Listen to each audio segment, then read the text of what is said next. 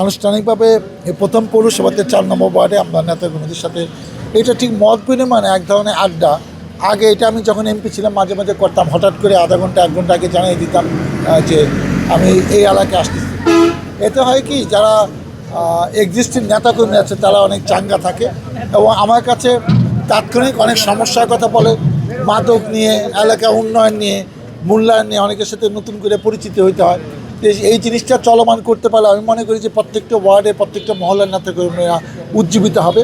এই ধারা আগামীতে অক্ষুণ্ণ থাকবে।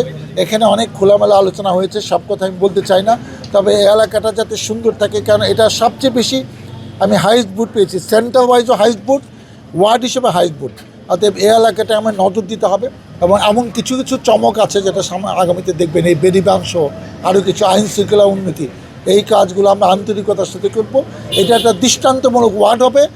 মানুষ যে কিছু দৃষ্টান্তমূলক কাজও আমি এলাকায় করতে চাই, আপনারা অপেক্ষা করে আমরা এই বছরের মধ্যে এইসব কাজ শুরু করবো ইনশাল্লাহ। সবাইকে ধন্যবাদ। খুবই ভালো বললো, তাকে বলাটা কিন্তু আসলে আমি তো ফ্যামিলি কার্ডের ই পাইতে চাই, কোনো সুযোগ আছে কিনা এটা কিন্তু আমি তার নাম্বারটা বাসায় কি নাম তোর কথা দিয়েছি, এজেন্টের ডিস্ট্রিক্টের বাইক করে নাম, মহল্লা, কোন সেক্টরে ফ্যামিলি কার্ড লিখে দিচ্ছি। যদি পিছনে যাও এখন দেখতেছি আড্ডা ফাড্ডা থেকে ছবি চাই।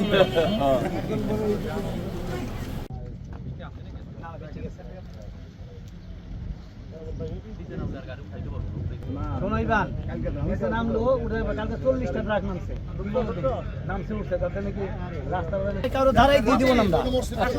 ভাই আসেন